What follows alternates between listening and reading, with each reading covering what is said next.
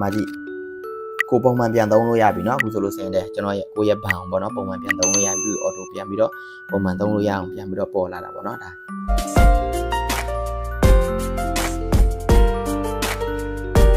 အားလုံးမင်္ဂလာပါခင်ဗျာပိုထွန်း channel မှာကြိုဆိုပါရစေဒီတစ်ခါကျွန်တော်ပြန်လဲမျှဝေပေးမှာကတော့ FCB 3နဲ့ညီကိုတွေတွက်ဖြစ်ပါတယ် FCB 3နဲ့ညီကိုတွေမှာဆိုလို့ရှိရင်ဒီ FCB software ပေါ့နော်ဖုန်းဆေးလိုက်လို့ပြတ်သွားတာပဲဖြစ်ဖြစ်ဖုန်းချိန်လိုက်တာလိုမျိုးလို့ပေါ့နော်ဒီ software ကပြတ်သွားမှာပေါ့နော်ပြတ်သွားပြီဆိုလို့ရှိရင်ကျွန်တော်တို့ဘယ်လိုအစားပြန်ထည့်ရမလဲเนาะအဲ့ဒါကိုကျွန်တော်ပြန်လဲမျှဝေပေးမှာဖြစ်ပါတယ်เนาะကျွန်တော်တို့ဘန်ကိုလည်းသွားစရာမလိုပေါ့နော်ကိုယ့်အကိုပြန်ပြီးတော့ထည့်လို့ရတဲ့နီးလေးကိုကျွန်တော်ပြန်လဲမျှဝေပေးမှာဖြစ်ပါတယ်เนาะကဲဘယ်လိုလုပ်ရမလဲဆိုလို့ရှိရင်ကျွန်တော်အရင်ဆုံးကျွန်တော်လုပ်ပြမှာပေါ့နော်ဘယ်လိုလုပ်ပြမှာဆိုရင်ဒါသဘောကတော့ထားလိုက်တာကျွန်တော်တို့ဖုန်းဆေးလိုက်လို့ပြတ်သွားတယ်ဆိုတဲ့သဘောနဲ့ပေါ့နော်ဒီ software ကိုကျွန်တော်အရင်ဆုံးဖြတ်ပြလိုက်မယ်နော်ဒီ software လေးကျွန်တော်ဖြတ်ပြလိုက်မယ်နော်မိုက်ပုံနဲ့ထည့်လိုက်မယ်โอเคမိုက်ပုံနဲ့ထည့်လိုက်ဆိုတော့ဒါကတော့သဘောကတော့ကျွန်တော်တို့ဖုန်းနောက်တစ်လုံးမှာပေါ့နော်သွားပြီးတော့ချိန်မယ်ဖုန်းပြတ်သွားတယ်အဲ့လိုပေါ့နော်ဒီဖုန်းဆေးမိလိုက်လို့ပြတ်သွားတယ်ပေါ့နော်အဲ့လိုသဘောပေါ့နော်အဲ့ဒါပြီးသွားဆိုကျွန်တော်တို့အသစ်ပေါ့အသစ်ဖြစ်သွားပြီပေါ့နော်ဘာမှမရှိတော့ဘူးမရှိတော့ဆိုကျွန်တော်တို့ဒီ software ကိုပြန်ပြီးတော့ထည့်ကျင်တယ်ဆိုလို့ရှိရင် FCB software ကိုထည့်ကျင်တယ်ဆိုရင်ဘယ်လိုလုပ်ရမလဲကျွန်တော်လုပ်ပြမယ်နော်အရင်ဆုံးကျွန်တော်တို့သိတဲ့အတိုင်းเนาะကျွန်တော် Play Store ထဲကိုသွားဝင်လိုက်မယ်နော်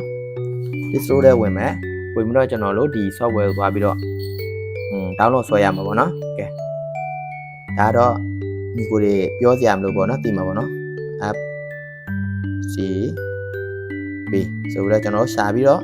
့အရင်ဆုံးကျွန်တော်တို့ download ဆွဲမယ်နော်ဒီ FCB software လေးကို download ဆွဲလိုက်မယ်ဒီ software ကို download ဆွဲလို့ပြီးသွားပြီဆိုလို့ဆိုရင်ကျွန်တော်တို့ဖွင့်လိုက်မယ်နော်ဒီနေရာလေးကိုနှိပ်ပြီးတော့ဖွင့်လိုက်မယ်နော်ဖွင့်ပြီးလို့ဆိုရင်ကျွန်တော်တို့ခဏလေးစောင့်နေနော်ဒီလိုမျက်နှာပြင်လေးပေါ်လာမယ်နော်ပေါ်လာလို့ဆိုရင်တော့ဒါနေရာလေးကိုနော်ဒီအောက်မှာစီတဲ့အဆက်လေးကိုနှိပ်ပြီးတော့ဆက်သွားမယ်နော်ချက်နော်ဒီလိုသွားမယ်တကယ်လို့ဒီလိုမသွားခြင်းဆိုလို့ဆိုရင်ဒီဘောကဒီညာလေးဒီကြက်ချီကလတ်လေးစီတယ်အဲကြက်ချီကလတ်လေးကိုနှိပ်ပြီးတော့ဖြတ်ပြစ်လိုက်လို့ရတယ်နော်ကြက်ချီကလတ်နှိပ်ပြစ်လိုက်နော်နှိပ်ပြစ်လိုက်တဲ့အခါကြက်ချီကလတ်လေးကိုနှိပ်ပြစ်လိုက်မယ်ပြီးလို့ဆိုလို့ဆိုရင်ဒီမှာသူအရင်ဆုံးကတော့ဒီလိုပေါ်လာမယ်နော်ဒီလိုဟိုဘက်ဒီဘက်ပေါ်လာမယ်ဒါကတော့သူရှမ်းစာနဲ့ပေါ်နေတယ်နော်အဲ့ဒါဒီလိုနှစ်ဖက်ပေါ်လာမယ်ဆိုကျွန်တော်တို့ဒီနေရာကိုထပ်နိုင်မယ်နော်ဒါကတော့သူပြောမယ်ဆိုလို့ဆိုရင်လက်ခံလားလက်မခံဘူးလားပေါ့နော်အတိတ်ပဲရတော့ဒါလက်ခံတယ်လို့ပဲရေးလိုက်မှာပေါ့နော်လက်ခံမှာပေါ့ဒီညာဘက်ခြမ်းကစာလေးကိုနှိပ်လိုက်မှာနော်ရင်ရော်လို့သူကရေးထားတာပေါ့နော်နှိပ်ပွားလို့ဆိုလို့ဆိုရင်ကျွန်တော်တို့ခဏစောင့်မယ်ဒါသူလဲနေတော့ပေါ့နော်မပေါ်လာသေးဘူးခဏစောင့်မယ်နော်ဒီနေရာမှာဆိုလို့ဆိုရင်ကျွန်တော်တို့ဒီလိုနှစ်ခုတွေ့မယ်နော်နှစ်ခုတွေ့တာတော့ဒါကတော့သူဘာဖြစ်မှာဆိုရင် yes နဲ့ no ပဲဖြစ်မှာပေါ့နော်ဒါကျွန်တော်ပြောင်းပြပေးမယ်နော်အရင်ဆုံးကျွန်တော်ပြောပြမယ်ဒီနေရာမှာကျတော့သူကမေးထားတာသူကဘယ်လိုပြောမလဲခွန်ပင်လူခါ FCB ချိုင်းလို့မိုက်ပေါ့နော်သူပြောတာတင်အားပေါ့နော်ဒီ FCB ရဲ့ FCB 3တဲ့လူတယောက်ဟုတ်လားမဟုတ်လားပေါ့နော်ဒီလိုထိုင်းစာနဲ့ဆိုတော့ကျွန်တော်ဒီနေရာပဲနှိပ်လိုက်မှာနော်ဒီနေရာလေးပဲနှိပ်လိုက်မှာအဲ့လိုပေါ့နော်ဟုတ်တယ်ပေါ့နော်ချိုင်းတမဆိုလို့စင်တော့မိတ်ချိုင်းပေါ့နော်ဒီလိုနေရာမှာဆိုလို့စင်တာကျွန်တော်လို့တငယ်ချင်းတွေကြတော့ဒါထိုင်းစာနဲ့ဆိုရင်စင်မပြေဘူးဆိုလို့စင်ကျွန်တော်တို့ဒီအပေါ်မှာကြည့်အင်္ဂလိပ်နဲ့ထိုင်းနဲ့သူပေါ်မှာနော်အဲ့ဒီမှာကျွန်တော်တို့အင်္ဂလိပ်စာရွေးလိုက်မယ်နော်အင်္ဂလိပ်စာနဲ့ကျွမ်းတဲ့လူဆိုတော့အင်္ဂလိပ်စာပေါ့နော်ထိုင်းနဲ့စင်ပြေမယ်ဆိုတော့ထိုင်းကိုရွေးလိုက်မယ်နော်ဒါကျွန်တော်ကအင်္ဂလိပ်စာနဲ့ပဲထပ်ပြီးတော့ပြပေးမယ်နော်အင်္ဂလိပ်စာကိုနှိပ်လိုက်မယ်နော်အင်္ဂလိပ်စာနှိပ်မှာခဏလေးစောင့်နော်သူအင်္ဂလိပ်စာကြောင်လို့စင်ပေါ်လာမယ်နော်ဟုတ်ကဲ့အဲ့လိုမျိုးပေါ်လာပြီဆိုရင်ကျွန်တော်တို့ခဏပြောသလိုပဲเนาะကျွန်တော်ရက်ကိုနှိပ်လိုက်မယ်เนาะရက်ကိုနှိပ်လိုက်မယ်ရက်နှိပ်ပြီးလို့ဆိုရင်ကျွန်တော်တို့ဒီပုံစံပေါ်လာမယ်เนาะဒီပုံစံပေါ်လာလို့ဆိုရင်ကျွန်တော်တို့ဘယ်နေရာကိုရွေးရမှာဆိုရင်အခုဒီမှာသူပြတဲ့ဒီနေရာဆိုရင်ဒါရှမ်းနေအများဆုံးသုံးတဲ့နေရာဖြစ်ပါတယ်เนาะရှမ်းနေအများဆုံးသုံးတဲ့နေရာဒီနေရာဆိုရင်တော့ဒါ passport ဆိုလို့ဆိုရင်ဒါကျွန်တော်တို့ passport နဲ့သုံးတယ်လို့ဆိုရင်ဒီနေရာဒါဒီနေ့အလဲမှာဆိုရင်ဘယ်သူတွေသုံးများလဲဆိုရင် passport ကင်ဆောင်ထားတဲ့လူ CI ကင်ဆောင်ထားတဲ့သူဆိုလို့ရှိရင်ဒီအလဲကိုရွေးနော်တကယ်လို့တချို့ကြတော့ဘယ်လိုပြောမလဲဘတ်ကင်ဆောင်ထားတဲ့သူပေါ့နော်ဘတ်မရသေးပဲနဲ့ဒီ name list တွေပါတယ်နဲ့သွားပြီးတော့ဖွင့်နိုင်တဲ့လူဆိုလို့ရှိရင်တော့ဒီနေရာကိုရွေးပေးရမယ်နော်ဒါလေးတော့တတိထားနော်ဒီနေရာမှာနော်ကျွန်တော်တို့ကအခုကျွန်တော်ကCI နဲ့ကင်ထားတဲ့ဒီဥစ္စာဖြစ်တဲ့အတွက်ကြောင့်မို့ကျွန်တော် CI ထက်မှာတော့နော်ဒီနေရာအလဲကိုရွေးမယ်နော် passport ပေါ့နော်ရွေးလိုက်မယ်အလဲကိုရွေးဝိုင်းဆိုလို့ဆိုရင် ဒီအပေါ်ဆုံးမှာစာတန်းတန်းစီလားဒီပေါ်ဆုံးအတန်းကိုကျွန်တော်တို့ဝင်မယ်ဝင်လို့ဆိုရင်ကျွန်တော်တို့နိုင်ငံယူရမှာဖြစ်ပါတယ်เนาะဒီပေါ်ဆုံးတန်းကနိုင်ငံယူရမယ်ဒီနေရာမှာကျွန်တော်တို့ဝင်လိုက်မယ်ဝင်လို့ဆိုလို့ဆိုရင်ကျွန်တော်တို့မြန်မာကိုရွေးမယ်เนาะမြန်မာရွေးဖို့တော့ကိုကျွန်တော်တို့ဒီအောက်မှာရှာလဲရတယ်ဒီအောက်မှာမစားခြင်းကျွန်တော်တို့ဒီနေရာနေပဲရှည်လိုက်လဲရတယ်เนาะဒီကနေရှာလိုက်မယ်ဆိုရင် y ဆိုရင်နှလုံးမရေးရတယ်เนาะ y ရေးတာနဲ့ကျွန်တော်တို့မြန်မာပေါ်လိုက်ရောเนาะဒီမှာပေါ်ဆုံးကဒါဆိုမြန်မာပေါ်လိုက်ဆိုရင်ကျွန်တော်တို့မြန်မာကိုယူလိုက်မယ်เนาะဒီနေရာမှာမြန်မာယူပိုင်းဆိုလို့ရှိရင်ဒီနေရာမှာဗာထည့်ရမှာဆိုဒီနေရာမှာကျွန်တော်တို့ကင်ဆောင်ထားတဲ့ passport ရဲ့ number ကိုရိုက်ထည့်ပေးရမှာဖြစ်ပါတယ်เนาะဒီနေရာမှာဒီနေရာမှာဆိုလို့ရှိရင် passport number ကိုရိုက်ထည့်ပေးရမှာဆိုတော့เนาะကျွန်တော်တို့ passport number ကိုရိုက်ထည့်ပေးလိုက်မယ်เนาะဒီနေရာမှာဆိုရင်ကျွန်တော်တို့ညီကိုမှာဒီ passport number တမှာ C နဲ့ကျွန်တော် CI သုံးမယ်ဆိုလို့ရှိရင်တော့ဥစားနဲ့လာမှာပေါ့เนาะ CC number ဘလောက်ပေါ့တကယ်လို့ passport ကင်ဆောင်ထားတဲ့ညီကိုတွေဆိုလို့ရှိရင် passport မှာပါနဲ့ MC တို့ ME တို့ဘာလို့ပေါ့ဒီ passport ရဲ့ဒီလိုပေါ့ဒီလိုမျိုးပေါ့เนาะဒီနေရာလေးမှာစီနေဒီ number ကိုပေါ့เนาะထည့်ပေးရတာဖြစ်ပါတယ်เนาะအဲကြောင့်မို့ကျွန်တော်ကCI ကောင်ဆောင်ထားတယ်ဆိုတော့ကျွန်တော် CI number ကိုထည့်ပေးမှာเนาะ CI number ကိုထည့်လိုက်မယ်เนาะ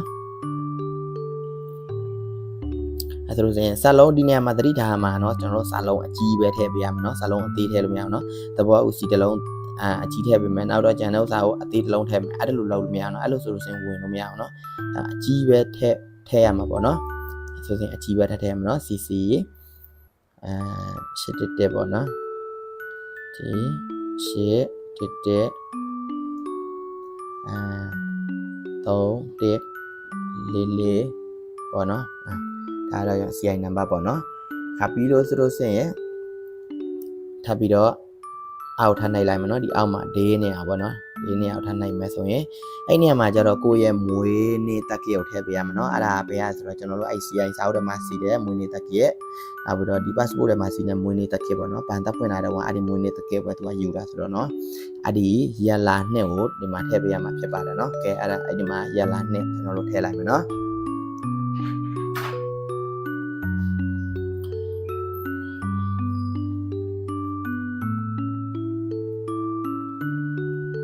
12ရက်နေ့5လပိုင်းဆိုရင်တော့ဒီညမှာသတိထားမှာเนาะ5လပိုင်းဆိုလို့ဆိုရင်ကျွန်တော်တို့သဘောက1လပိုင်း2လပိုင်း3လပိုင်းဆိုရင်ကျွန်တော်တို့ဒီလိုပေါ့เนาะဒီလိုမနှိမ့်နဲ့เนาะတစ်လုံးနဲ့နှိမ့်လို့မရအောင်เนาะဒီတစ်လုံးနဲ့နှိမ့်လို့မရအောင်เนาะသဘောက2လပိုင်းဆိုလို့ဆိုရင်3ညနှစ်အဲ့လိုရေးရမှာเนาะသဘောက3လပိုင်းဆိုလို့ဆိုရင်3ည3အဲ့လိုနှိမ့်ပေးရမှာပေါ့เนาะတူဒီဘေးကနေပြီးတော့ဒီမြင်းဆောင်လေးတွေကတူထည့်ပါမယ်เนาะကိုထည့်စရာမလိုဘူးเนาะအဲဆိုရင်ကျွန်တော်က3ည5လပိုင်းပေါ့เนาะပြီးလို့ဆိုရင်2000နဲ့နှစ်3ညနှစ်ဒီလိုပေါ့เนาะဒီလိုပြောမှာလားတကယ်လို့ဒီနေရာမှာကိုဖြည့်တာပြည့်စုံသွားပြီဆိုလို့ဆိုရင်ဒီမှာအစိမ်းလေးကတူအော်တိုပေါ်လာတယ်เนาะတကယ်လို့ဒီမှာဖြည့်တာမပြည့်စုံနေဆိုရင်ဒီမပေါ်ဘူးเนาะအခုလို့မြန်မာနိုင်ငံကိုရွေးမယ်ကိုရဲ့ passport number ထည့်မယ်ကိုရဲ့မွေးနေ့ထည့်မယ်ပြီးသွားပြီဆိုလို့ဆိုရင်ကျွန်တော်တို့ဒီနေ့ကိုတွားမယ်เนาะဒီနေရာလေးထပ်နိုင်ပါเนาะကျွန်တော်နှိပ်လိုက်မယ်เนาะနှိပ်ပြီးလို့ဆိုရင်ကျွန်တော်ခဏလေးစောင့်မယ်เนาะစောင့်ပြီးလို့ဆိုရင်ကျွန်တော်တို့ဒီမှာဒီလိုလေးပေါ်လာမယ်ကြည့်ဒီပုံစံလေးပေါ်လာမယ်เนาะပေါ်လာလို့ဆိုလို့ဆိုရင်ဒီမှာဖုန်းနံပါတ်ပေါ့เนาะဒီဖုန်းနံပါတ်ကလက်ရှိဒီဖုန်းထဲမှာသုံးထားတဲ့နံပါတ်ပေါ့เนาะဒါတော့ဘန်ဖွင့်လေးဟာသုံးတဲ့နံပါတ်ပေါ့เนาะတခါမှမပြောင်းသွားသေးဘူးเนาะတကယ်လို့ဖုန်းနံပါတ်ဒီနေရာမှာကျွန်တော်တခုတော့ပြောချင်တယ်เนาะဘာလဲဆိုတော့ဒီ software ကိုပြတ်သွားလို့ပြန်ထည့်တဲ့အချိန်မှာဒီဖုန်းနံပါတ်နဲ့ဒီ SIM card နဲ့ပေါ့နော်အင်တာနက်ဖွင့်ရမယ် software ကို download ဆွဲရမယ်ဆွဲပြီးဒီ SIM card နဲ့ပဲပြန်ပြီးတော့ဖွင့်ရမှာเนาะဒါမှမဟုတ်ဘဲနဲ့ဒီ SIM card ကိုဒီ software နဲ့ချိန်ထားတဲ့ SIM card ကိုပြစ်ထုတ်ပြီးတော့အခြား SIM card နဲ့ software ကို download ဆွဲပြီးတော့သုံးမယ်ဆိုလို့ဆိုရင်ဒီလိုမျိုးမပေါ်ဘူးเนาะဒီအဆင့်မှာရောက်တဲ့ချိန်ကျရင်သုံးမရတော့ဘူးเนาะဝင်လို့မရတော့ဘူးအဲ့လိုဖြစ်မှာเนาะဒါကြတော့ဖုန်းပဲကျွန်တော်ချိန်လိုက်တယ်ဖုန်းပဲဆက်ဆေးမိလိုက်တယ်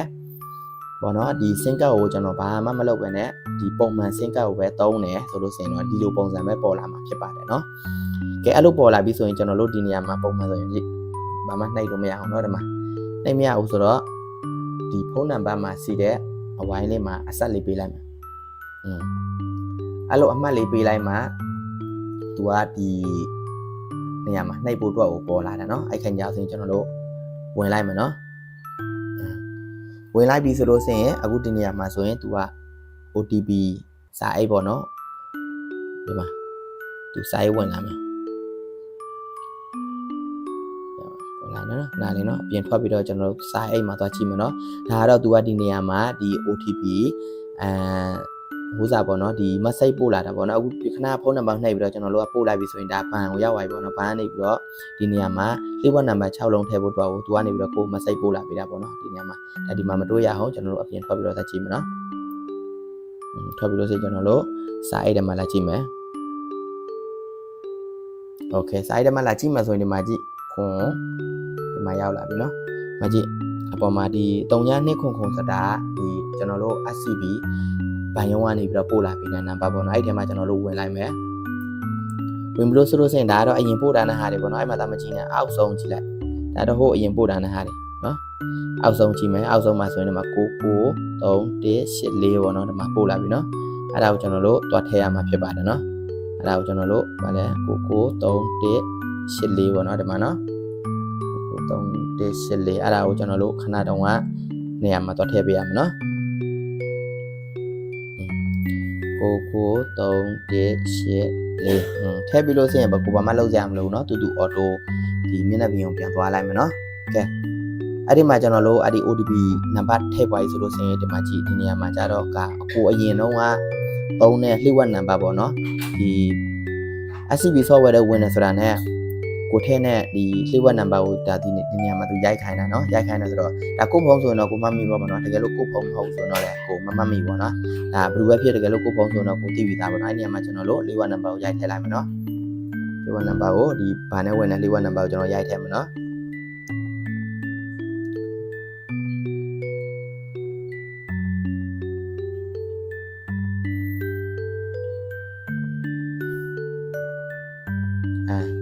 အခုဆိုလို့ရှိရင်ကျွန်တော်ဒီလိုပေါ်လာမယ်နော်ဒီမျက်နှာပြင်လေးပေါ်လာမယ်နော်ကျွန်တော်ဒီခဏတုန်းကဒီဝက်နံပါတ်ရိုက်ထည့်ပြီးတာနဲ့သူပေါ်လာမယ်နော်ဒီလိုမျိုးပေါ်လာပြီဆိုရင်ဒါကတော့မှန်ကန်ဝိုင်းပေါ့နော်မှန်ကန်ဝိုင်းဆိုကျွန်တော်တို့ဒီနေရာကိုထပ်ဝင်မယ်နော်အဲ့မှာဆိုလို့ရှိရင်သူကဒီဘာတွေညာတွေပေါ့အဲ့ချိန်မှာဆိုရင်ဘာမှတော့မနှိမ့်နဲ့ဒီ no တွေပဲနှိမ့်လိုက်နော် no ပဲနှိမ့်လိုက်တော့ no ပဲနှိမ့်ပြီးတော့ခေါ်လိုက်မယ်နော် no နှိမ့်ဒီဘက်မှာ no နှိမ့်မယ်ထပ်မသွားတော့နော်ဒါကကြတော့လဲလက်ပွေနဲ့ပေါ့နော်ဒီ SCB software တွေဝင်တဲ့ချိန်ကြလို့ဆိုရင်လက်ပွေနဲ့ဖွင့်မလားပေါ့အဲ့လိုပေါ့အဲ့ဆိုရင်တော့ဒီဖုန်းမှာတော့လက်ပွေမပါဘူးဆိုတော့ကျွန်တော်မဖွင့်ဘူးနော် no ပဲထပ်နိုင်မယ်နော်အခုဆိုရင်ကျွန်တော်ခဏလေးစောင့်မယ်စောင့်လို့ဆိုလို့ရှိရင်ကျွန်တော်တို့ခဏကျွန်တော်ပြောတဲ့ပုံစံနဲ့အမေတရာဒီမှာတရာဆက်လေးတွေဆိုရင်ဒါသူကဒီလိုသွားခိုင်းတာပေါ့နော်လေးလာခိုင်းတာပေါ့နော်မကြည့်ဘာလို့ပေါ့အဲ့လိုမျိုးပေါ့သူကသွားခိုင်းတာမကြည့်အများကြီးသွားနော်တကယ်လို့အဲ့လိုမျိုးကိုမသွားခြင်းဆိုလို့ရှိရင်ဒီပေါ်မှာစီးတဲ့ချက်ချီကလေးလေးပေါ်နေတာဖြတ်ပြလိုက်ရင်တော့မြန်တာပေါ့နော်ဖြတ်လိုက်မယ်နော်ဖြတ်ပြီးတော့သွားလိုက်မယ်မြန်ပါโอเคဒါခုဆိုလို့ရှိရင်ဒါဒီလိုမျက်နှာပြင်ရောက်လာမှာတကယ်လို့ဒီလိုလေးပေါ်မှာဆိုလို့ရှိရင်ဒီနေရာပဲထပ်လိုက်ပြလိုက်ကဲမကြည့်ကိုပုံမှန်ပြန်သုံးလို့ရပြီเนาะအခုဆိုလို့ရှိရင်ကျွန်တော်ကိုရဲ့ဘဏ်ပေါ့เนาะပုံမှန်ပြန်သုံးလို့ရပြီအော်တိုပြန်ပြီးတော့ပုံမှန်သုံးလို့ရအောင်ပြန်ပြီးတော့ပေါ်လာတာပေါ့เนาะဒါဘာမှမခက်ဘူးเนาะလွယ်လေးเนาะတကယ်လို့ပြောက်သွားလို့ပြန်ဝင်မှာဆိုရင်ဒါအများဆုံးကတော့ကျွန်တော်ကြည့်တာเนาะကျွန်တော်ညီကိုတွေမှာအဲ့လိုဖုံးအဲ့လိုပေါ့เนาะပြက်သွားတာမျိုးလို့အဲ့လိုဖုံးချင်းနိုင်တဲ့ချိန်ကျရင်ပြန်ထည့်လို့မတတ်ဘူးเนาะဒါအမှန်တော့လွယ်လေးเนาะပြန်ထည့်မှာဆိုဘာမှမခက်ဘူးเนาะဒီလိုနီးလေးနဲ့ကြည့်ပြီးတော့เนาะဒီနီးလေးကိုကြည့်ပြီးတော့ကိုယ့်ရဲ့ဖုန်းမှာလုပ်ကြည့်လိုက်เนาะလွယ်လေးเนาะလုပ်လို့ရတယ်เนาะကဲကျွန်တော်တို့တုံးလို့တကယ်ရလားမရလားဗန်နေရပတ်စံနေကိုကျွန်တော်ပြန်ကြည့်မယ်ဆိုရင်ကျွန်တော်ဒီနေ့စာအုပ်နေရလေးကိုနှိပ်ကြည့်မယ်เนาะမကြည့်ပတ်စံလည်းပြန်ကြည့်လို့ရတယ်လွယ်မယ်ဆိုရင်လည်းလွယ်လို့ရတာပေါ့เนาะဒီမှာကြည့်အကုန်လုံးပြန်ပြီးတော့သုံးလို့ရတယ်เนาะကဲဒီနည်းလေးကတော့ကျွန်တော်ခဏပြောနေတိုင်းလေးပဲပေါ့เนาะကဲကျွန်တော်ရဲ့ဗီဒီယိုကိုကြိုက်နှစ်တက်တယ်ဆိုရင်ကြည့်ပြီးတော့မှညီကိုတွေပေါ်မှာအကျိုးရှိတယ်ဆိုလို့ဆိုရင် like share နဲ့ subscribe တွေနှိပ်ပေးပါလို့เนาะကျွန်တော်အနေနဲ့တောင်းဆိုချင်ပါတယ်เนาะကျွန်တော်နောက်ထပ်ဗီဒီယိုလေးထပ်ပြီးတော့တင်ပေးဖို့အများကြီးရှိတယ်ပေါ့เนาะဒီ software နဲ့ပတ်သက်တာတွေ cable နဲ့ပတ်သက်တာတွေပေါ့เนาะနောက်ပြီးတော့ဒီ SCB ဘာနဲ့ပတ်သက်တာတွေတကယ်လို့သိချင်တာရှိလို့ဆိုရင်ကျွန်တော်ရဲ့ဗီဒီယိုအောက်မှာ comment မှာမေးပါလို့ရတယ်เนาะဘာလို့ချင်လဲကျွန်တော်အနေနဲ့ပြန်ပြီးတော့ဗီဒီယိုနဲ့ reply ပြန်လုပ်ပေးမယ်เนาะကဲအားလုံးမင်္ဂလာပါเนาะတတာအားလုံး bye bye နောက်ထပ်ဗီဒီယိုလေးမှာထပ်ပြီးတော့ဆောင်ကြမယ်အားလုံးကျေးဇူးတင်ပါတယ်အခုလိုကျွန်တော်ရဲ့ဗီဒီယိုလေးကိုဆုံးအောင်ကြည့်ပေးတဲ့အတွက်ကြောင့်မို့ bye bye